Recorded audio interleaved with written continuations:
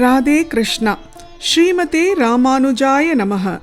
யோ நித்யம் அச்சுத பதாம்புஜ யுக்ம ருக்ம வியாமோஹதம் சதிதராணி த்ரிணாய மேனே அஸ்மத்குரோர் பகவதோ தயேக்க சிந்தோஹோ ராமானுஜஸ்ய சரணம் சரணம் பிரபக்ஞே. 51வது வாக்கியம்.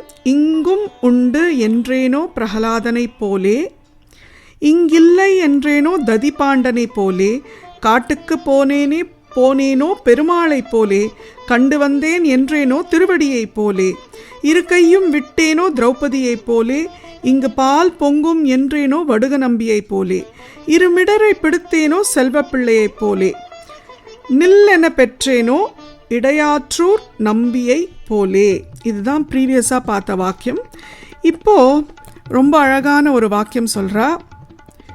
நெடுந்தூரம் போனேனோ நாதமுனிகளை போலே. நாதமுனிகள் அவ்வளோ சிரேஷ்டமான ஒருத்தர். அவர் இல்லைன்னா இன்னைக்கு நமக்கு 4000 திவ்ய பிரபந்தமே கையில் கிடச்சிருக்காது. அப்பேற்பட்ட ஒருவர் அப்படி தமிழுக்காக போராடி அந்த 4000 திவ்ய பிரபந்தத்தை எப்படியாவது அடையணும்னு அவ்வளோ கஷ்டப்பட்டு அதை நமக்கெல்லாம் சேர்த்தவர் இந்த நாதமுனிகள் தான். இவர் ஒரு சந்தர்ப்பத்தில் யமுனா தீரத்தில் இருந்துருக்கா. அவர் தந்தையார், அவரோட மகன் எல்லாரும். அவர் தந்தை அங்கே குருகுலம் நடத்தின்னு இருக்கார் யமுனா தீரத்தில். ஸோ திடீர்னு நாதமுனிகளுக்கு தோணித்து இந்த மாதிரி அவரோட ஊர் எதுன்னா காட்டுமன்னார் கோவில். அங்கே வீரநாராயண பெருமாள் இருக்கார். அந்த கோவில் தான் அவரோட ஊர். ஸோ அந்த காட்டுமன்னார் கோவில் திடீர்னு அவருக்கு ஞாபகம் வந்துருத்து.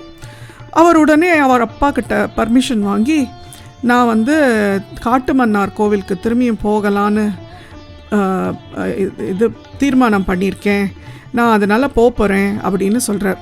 என்ன ரீசன் அதெல்லாம் சொல்கிறதில்ல. அவர் திடீர்னு அந்த மாதிரி சொல்லி அனௌன்ஸ் பண்ணுறார்.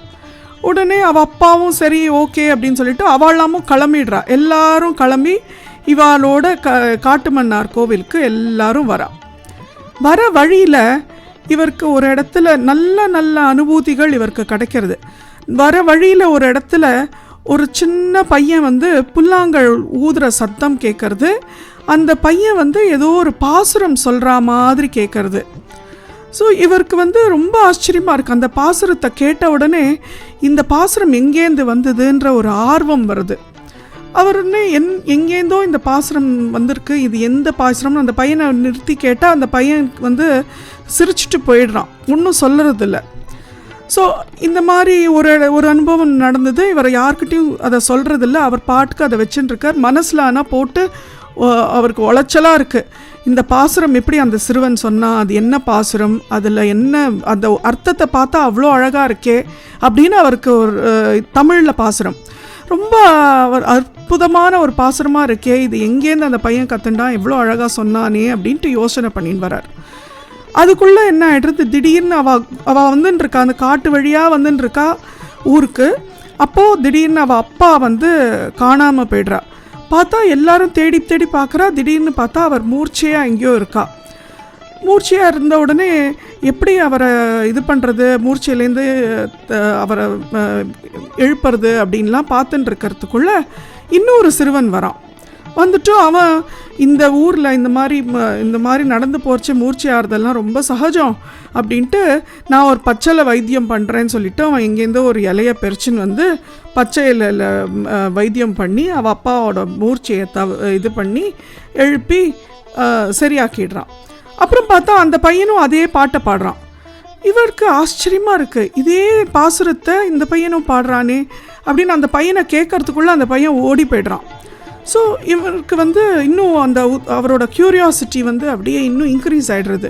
என்ன இந்த பாசுரத்தை நம்ம 2 இதில் கேட்டுட்டோம் சந்தர்ப்பத்தில், இது எங்கேயாவது நமக்கு இதை பற்றி இன்னும் விவரங்கள் தெரிஞ்சுக்கணும் அப்படின்ற அந்த ஆர்வம் அவருக்கு இன்னும் உற்சாகம் ஏறிண்டே போகிறது. அப்போது அவர் வரார், காட்டுமன்னார் கோவிலுக்கு வரார். காட்டுமன்னார் கோவிலுக்கு வரத்துக்கு முன்னால் அவள் ஆற்றுக்கு வரார். அங்கே அன்றைக்கி ரொம்ப டைம் ஆகிடுறது. அதனால் அன்றைக்கி எல்லோரும் ஓய்வு எடுத்துக்கிறா. ஏன்னா அவ்வளோ தூரம் நடந்து வந்திருக்கா இல்லை, அவள் யமுனா தீரத்துலேருந்து நடந்து வந்திருக்கா. ஸோ ஓய்வு எடுத்துக்கிறா. மறுநாள் கார்த்தால சரி, இவர் வந்து பெருமாள் கோவிலுக்கு வீரநாராயண பெருமாள் கோவில், அதான் காட்டுமன்னாள் கோவில், அங்கே போய் பெருமாளை தரிசனம் பண்ணணுன்ட்டு கோவிலுக்கு போகிறார். கோவிலுக்கு போயிட்டு கோவிலில் தரிசனம்லாம் பண்ணிவிட்டு வெளில வரைச்சி அவர் வீட்டுக்கு போகிற ரொம்ப அசதியாக இருக்குது. ஏன்னா அவர் ப்ரீவியஸ் டே அவ்வளோ நடந்திருக்கார், அதனால் ரொம்ப அசதியாக இருக்குது அவருக்கு. ஸோ வீட்டுக்கு கிளம்பிகிட்டே இருக்கிறச்சே ஒரு 3-4 பேர் ஒரு சின்ன பையனோட நின்றுட்டுருக்கா. இவரை பார்த்த உடனே அவெல்லாம் நமஸ்காரம் பண்ணிவிட்டு, இந்த பையன் சில பாசுரங்களை கற்றுன்ருக்கான், அந்த பாசுரங்களை வந்து உங்கள் முன்னால் பாடி காட்டணும்னு ஆசைப்படுறான் அப்படின்னு அவெல்லாம் சொல்கிறா. சொன்ன உடனே இவர் சொல்கிறார், எனக்கு ரொம்ப களைப்பாக இருக்குது, நான் ஊருக்கெல்லாம் போயிட்டு ஊர்லேருந்து நடந்து நேற்றி தான் வந்தேன், எனக்கு ரொம்ப களைப்பாக இருக்குது, நான் இந்த பாசுரத்தை நாளைக்கு கேட்குறேனே, கொஞ்சம் ஓய்வு எடுத்துண்டு அப்படின்றா. அந்த குழந்தைக்கு ரொம்ப மனசு வருத்தமாக இருக்குது. ஏன்னா அந்த குழந்தை ரொம்ப ஆர்வத்தோடு அந்த பாசுரத்தை பாடணும்னு வந்திருக்கு. அப்போது இவர் வந்து இப்படி சொன்ன உடனே அந்த குழந்தைக்கு ரொம்ப டிசப்பாயின்மெண்ட் ஆயிடுது. உடனே அந்த குழந்தை அப்படி மூஞ்சை அப்படியே சேடாக வச்சுட்டு போகிறது. அதுக்குள்ளே அந்த குரூப்பில் இருக்கிற ஒருத்தர் வயசானவர் சொல்கிறார், அவர் கேட்கலன்னா என்ன, இங்கே பகவான் இருக்காரே, பகவான் கேட்பாரே, நீ இந்த பாசுரத்தை பாட ஆரம்பியே, நீ இங்கேயே பாடேன் அப்படின்னு சொல்கிறார். அவர் பாட்டுக்கு நடக்க ஆரம்பிச்சிட்டார். நாதமுனிகள் வந்து வீட்டுக்கு நடக்க ஆரம்பிச்சிட்டார். ஏன்னா அவருக்கு ரொம்ப அசதியாக இருக்குது. நடந்து இப்படி திரும்பி நடக்க ஆரம்பித்தார். இந்த பையன் பாட ஆரம்பிக்கிறான். பாடினா அந்த வழியில் வந்து ரெண்டு பையன் பாடினாலே அதே பாசுரத்தை இவன் பாடுறான். பாடிட்டு அப்படியே கண்டினியூ பண்ணுறான். 10 பாசுரம் பாடுறான். நாதமுனிகளுக்கு அப்படியே கண்ணில் ஆனந்த பாஷ்பம். இந்த பாசுரத்தை தானே அந்த 2 பசங்க பாடினா, இந்த குழந்தை எப்படி இந்த பாசுரத்தை பாடுறது அப்படின்ட்டு அவர் அப்படியே நின்றுட்டார். அப்படியே ஸ்தம்பித்தமாக நின்றுட்டார். நின்றுட்டு அப்படியே கேட்குறார். கேட்டால் இந்த பையன் வந்து அப்படியே கண்டினியூ பண்ணுறான். அவளோ ஒரு பாசுரம் தான் பாடினா, ஆனால் இந்த பையன் கண்டினியூஸாக 10 பாசுரம் பாடுறான். பாடின உடனே அந்த பையனை போய் அப்படியே கட்டி பிடிச்சுண்டு, என்னை மன்னிச்சுக்கோ, நான் ரொம்ப அசதியாக இருந்ததுனால தான் போகணுன்னு எண்ணினேன், ஆனால் நீ இந்த பாசுரத்தை பாடுவேன்னு நான் எதிர்பார்க்கல, நீ இந்த பாசுரத்தை எப்படி கற்றுண்ட, ரொம்ப அழகாக பாடுறியே அப்படின்னு சொன்ன உடனே அந்த பையன் சொல்கிறான், எங்கள் ஊரில் எல்லாருமே இந்த பாசுரத்தை பாடுவா, இந்த 10 பாசுரம் எல்லாருக்குமே தெரியும், இதை வந்து சொல்லி கொடுத்தது வந்து பராங்குசதாசர்னு எங்கள் ஊரில் ஒருத்தர் தான் சொல்லி கொடுத்தார் அப்படின்னு சொல்கிறான். எந்த ஊர்னா ஆழ்வார் திருநகரியில், அந்த இடத்துல திருக்கோளூர் பக்கத்தில் இருக்கார் அவர் பராங்குசதாசர். அந்த இடத்துல தான் நாங்கள்லாமும் இருக்கோம். அங்கே தான் இந்த பாசுரமெல்லாம் எனக்கு சொல்லி கொடுத்தா அப்படின்னு அந்த பையன் சொல்கிறான். உடனே உனக்கு இதுக்கெல்லாம் அர்த்தம் தெரியுமான்னா இந்த பையன் சொல்கிறான், எனக்கு அர்த்தமெல்லாம் தெரியாது, நீங்கள் வேணால் இன்னும் டீட்டெயில்டாக இந்த பாசுரம் பற்றி தெரிஞ்சுக்கணுன்னா நீங்கள் பராங்குசதாசரை பாருங்கோ அப்படின்னு சொல்கிறான் அந்த பையன். ஸோ இவருக்கு ரொம்ப சந்தோஷமாயிடுறது. ஓகே, ஏதோ நமக்கு வந்து இந்த 10 பாசுரம் கிடச்சிது, ஆனால் அந்த 10 பாசுரத்தில் வந்து ஏதோ ஒரு இடத்துல 1000 பாசுரங்கள் இருக்கா மாதிரி ஒரு ஃப்ரேஸ் வருது, ஒரு ஸ்லோகம் வருது. அப்போ உடனே சொல்கிறார், ஸோ இந்த மாதிரினா 10 பாசுரம் கிடையாது, இதற்கு மேலே ஒரு 1000 பாசுரங்கள் இருக்குது, இதை எப்படி நம்ம தெரிஞ்சுக்கிறது அப்படின்ட்டு அவருக்கு மனசெல்லாம் அப்படியே உடஞ்சி போகிறது. அப்படியே இஸ் ஜஸ்ட் திங்கிங், அவருக்கு ஃபுல்லாக தாட் ப்ராசஸ் எல்லாம் அந்த பாசுரத்தை எப்படியாவது கற்றுக்கணும் அப்படின்ற மைண்டில் இருக்கார். அவர் உடனே ஆற்றுக்கு வந்துட்டு குவைட்டாக பாட்டுக்க யோஜனையில் உட்காந்துட்டுருக்கார். அவள் அப்பா கேட்குறா, என்ன ஆச்சு, நீ வந்ததுலேருந்தே சரியில்லையே, என்ன ஆச்சுன்னு உடனே அவர் சொல்கிறார். அப்போ தான் அந்த விஷயம் எல்லாம் சொல்கிறார். நான் இந்த ஊருக்கு வந்ததுக்கு காரணம், ஃபஸ்ட்டு நான் அங்கே யமுனா கரையோரத்தில் இருந்தபோது அங்கே எனக்கு வந்து ஒரு சின்ன இந்த யமுனா தீரத்தில் ஒரு சின்ன ஓலை கிடச்சிது. அந்த ஓலையில் ஒரு பாசுரம் எழுதியிருந்தது, தமிழ் பாசுரம். சரி, வடநாட்டில் ஒரு தமிழ் பாசுரம் எங்கேருந்து வந்ததுன்னு நான் கொஞ்சம் யோசித்தேன். அப்போ தான் எனக்கு சரி, நம்ம காட்டுமன்னார் கோவிலில் போய் வீரநாராயணன் பெருமாளை வந்து தரிசனம் பண்ணணுன்ற எண்ணம் வந்தது. அதனாலனா நான் கிளம்பினேன் அங்கேருந்து. அது ஃபஸ்ட்டு. கிளம்பினதுக்கப்புறம் வழியில் எனக்கு 2 ரொம்ப அழகான ஒரு அனுபவங்கள் கிடச்சிது. ஒரு பையன் வந்து இந்த மாதிரி இந்த பாசுரத்தை பாடினா, அதே மாதிரி உங்களுக்கு மூர்ச்சையாகி நீங்கள் கீழ் விழுந்த போதும் அந்த பையனும் இந்த பாசுரத்தை பாடினா. எனக்கு வந்து இந்த பாசுரத்தை கேட்டதுக்கப்புறம் இதனோட பூர்வீகம் தெரிஞ்சு அதனோட ஃபர்தராக அந்த பாசுரத்தில் எவ்வளோ இருக்குன்னுலாம் தெரிஞ்சுக்கணுன்ற அந்த ஆர்வம் இன்னும் ஜாஸ்தியாச்சு. அதனால நான் வந்து காட்டுமன்னார் கோவிலுக்கு வந்தால் அங்கே வந்து ஒரு பையன் ரொம்ப அழகாக 10 பாசுரம் பாடினா. இந்த பாசுரத்தில் ஆரம்பித்து இன்னொரு 9 பாசுரம் சேர்த்து 10 பாசுரமாக பாடினா. எனக்கு அது ரொம்பவே திருப்தியாக இருந்தது. இப்போ வந்து அந்த பையன் சொன்னால் அந்த பாசுரத்தை சொல்லி கொடுத்தது வந்து பராங்குசதாசர் திருக்கோளூர் பக்கத்தில் இருக்காருன்னு. அதனால இப்போ நான் அவரை தேடிண்டு கிளம்புறேன் அப்படின்னு சொன்ன உடனே அவள் அப்பா ஆசீர்வாதம் பண்ணி அவரை வழி அனுப்பி வைக்கிறார். அவரும் கிளம்புறார். கிளம்பி நெடுந்தூரம் நடந்து போகிறார். போனால் கரெக்டாக அந்த இடத்துக்கு போய் பராங்குசதாசரை பார்த்த உடனே பராங்குசதாசர் சொல்கிறார், எனக்கு தெரிஞ்சதோ 10 பாசுரம் தான். ஆனால் நீங்கள் வந்து ஆழ்வார் திருநகரி போயிட்டீங்கன்னா அங்கே வந்து உங்களுக்கு நம்மாழ்வாரோட இது இருக்குது, இடம் இருக்குது. அங்கே போய் நீங்கள் கண்ணினும் சிறுத்தாம்பினால்ன்ற பாசுரத்தை ஃபஸ்ட்டு கற்றுண்டு அந்த பாசுரத்தை வந்து 12,000 தடவை நீங்கள் ஜபிச்சிங்கன்னா உங்களுக்கு வந்து நம்மாழ்வார் உங்களுக்கு பிரத்யக்ஷமாக காட்சி கொடுப்பார். அவர் உங்களுக்கு இந்த பாசுரங்களெல்லாம் எல்லாமே உங்களுக்கு கொடுப்பார் அப்படின்னு சொல்கிறார் பராங்குசதாசர். அவர் ஒரு வயசானவர். அவர் ஆனால் இன்னொரு விஷயமும் சொல்கிறார், அது வந்து அவ்வளோ சுலபம் கிடையாது. நினைக்கிற மாதிரி 12,000 தடவை சொல்கிறது சுலபமாக இருக்கலாம். பட் அதை வந்து நிறைய துர்சக்தியெல்லாம் அதை எதிர்த்து சொல்ல விடாமல் பண்ணும். அதையும் மீறி நீங்கள் வந்து சொன்னீங்கன்னா நம்மாழ்வாரோட தரிசனம் உங்களுக்கு கிடைக்கும். நம்மாழ்வார் தரிசனம் கிடைச்சுடுத்துன்னா நம்மாழ்வார் வந்து உங்களுக்கு எல்லா பாசுரத்தையும் கொடுத்துருவார் அப்படின்னு பராங்குசதாசர் சொல்கிறார். அப்போ உடனே சரி அப்படின்னு சொல்லிட்டு எனக்கு அந்த நம்பிக்கை இருக்குது. எனக்கு அதில் மனசுலேயும் அந்த பலம் இருக்குது, எனக்கு சரீரத்துலேயும் அந்த திருடம் இருக்குது. அதனால என்னை வந்து அந்த இடத்துக்கு ஐஷன் போங்கோ அப்படின்னு சொல்கிற உடனே பராங்குசதாசரே இவரை வந்து கூட்டின்னு போகிறார் அந்த ஆழ்வார் திருநகரிக்கு. போனால் நம்மாழ்வார் உட்காந்துருந்த அந்த இடத்துக்கு போயிட்டு இதை பேர் இந்த கல்லில் தான் நீங்கள் உட்காந்துக்கணும், இந்த பாசுரத்தை கண்ணினும் சிறுத்தாம்பினால் பாசுரத்தை 12,000 தடவை ஜபிக்கணும் அப்படின்ட்டு சொல்கிறார். சொன்ன உடனே இவர் அழகாக உட்காந்துட்டு ஜபிக்க ஆரம்பிக்கிறார். நிறைய கஷ்டங்கள் வருது. மாதிரி பூதகணங்கள் வரா, எல்லாரும் வந்து இது பண்ணுறா கலாட். அந்த ஊர்லேயே இருந்து நீ வேறு ஊர்லேருந்து வந்து எங்கள் ஊரில் வந்து நீ எதுக்கு ஜபிச்சுன்னு இருக்க, நீ இந்த ஊரில் இருக்கிற நிலத்தெல்லாம் அடையறதுக்கு தான் பண்ணின்னு இருக்க, அப்படி இப்படின்லாம் கலாட்டா பண்ணுறா. ஆனால் இவர் எதுவும் பாராட்டுறதே இல்லை. நல்ல ஃபுல் ஸ்ரத்தையோட ஃபுல் ஃபோக்கஸோட. இவர் ஏற்கனவே யோகத்தில் வந்து நல்லா சித்தி பெற்றவர்.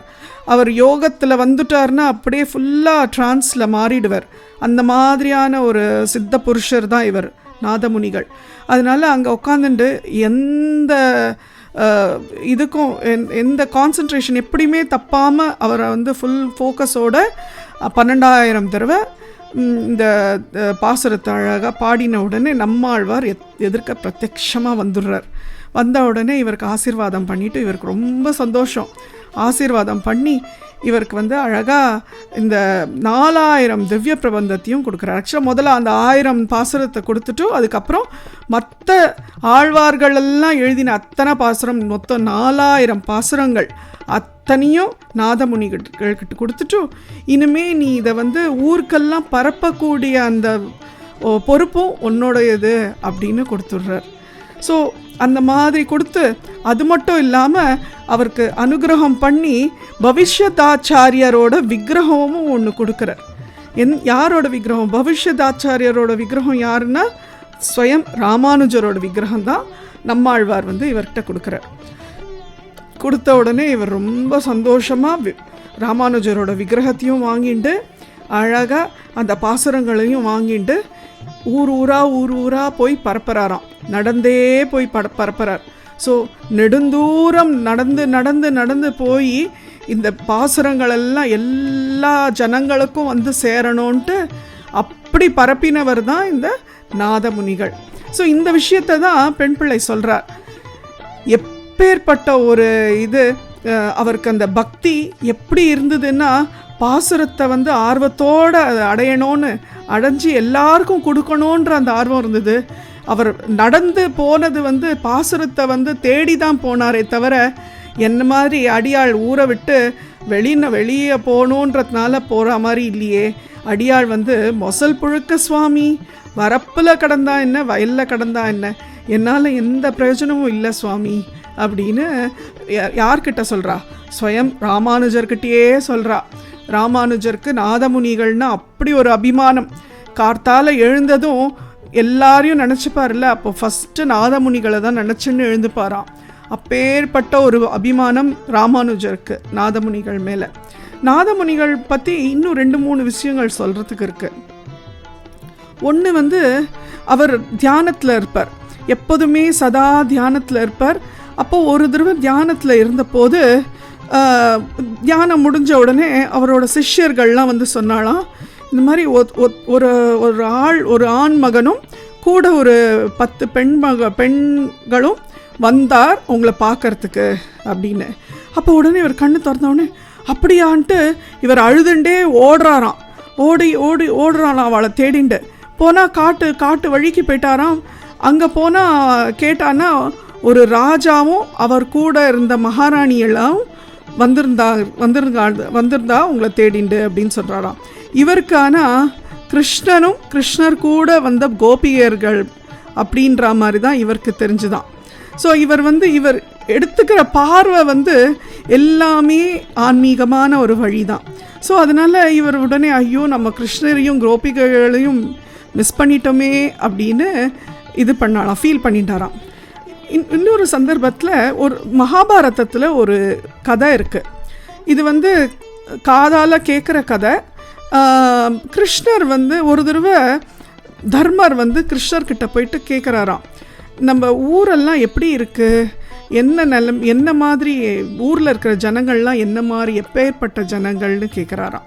அப்போ உடனே கிருஷ்ணர் சொல்கிறாரா, அதை நீங்களாவே தெரிஞ்சுப்பீங்கன்னு சொல்லிட்டு துரியோதனரை கூப்பிட்டுட்டு நீ ஒரு ஊர்லெல்லாம் ஒரு ரவுண்டு போயிட்டு ஜனங்கள்லாம் எப்பேற்பட்ட ஜனங்கள்னு சொல்லு அப்படின்னு சொல்கிறாராம். சொன்ன உடனே துரியோதனன் போயிட்டு ஊரெல்லாம் ஃபுல்லாக சுற்றிட்டு கிருஷ்ணன்கிட்ட புலம்புறாராம், எல்லாம் கெட்டவர்கள், ஒருத்தருக்கும் நீதி நியாயம்னா என்னன்னு தெரியாது, எல்லாம் ஒருத்தர் சீட்டர்ஸ் தான் அப்படின்னு சொல்கிறாராம்.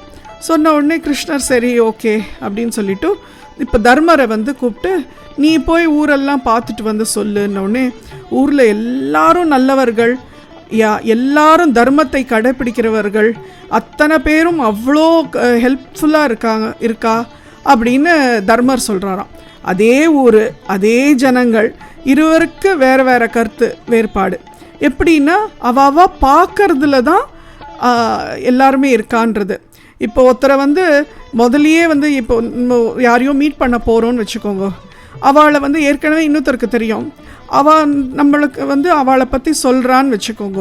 இந்த மாதிரி அவள் கொஞ்சம் சிடுன்னு விழுவா, நீங்கள் நல்லா ஜாக்கிரதையாக பேசிக்கோங்க அப்படின்னு சொன்னால் நம்மளோட அபிப்பிராயம் ஃபஸ்ட்டே நம்ம செட் பண்ணிடுறோம். ஓ அவள் சிடுன்னு விழுறவா அப்படின்ற மாதிரி ஒரு அபிப்பிராயம் செட் பண்ணிடுறோம். ஸோ அந்த நோக்கத்தோடையே தான் அவளை எப்போதுமே பார்ப்போம். அவள் சிடுன்னு விழக்கூடியவாளே இருக்க மாட்டாளாக இருக்கும். ஏன்னா ஒரு சந்தர்ப்பத்தில் அந்த மாதிரி சிடுன்னு விழுந்திருப்பாளாக இருக்கும்.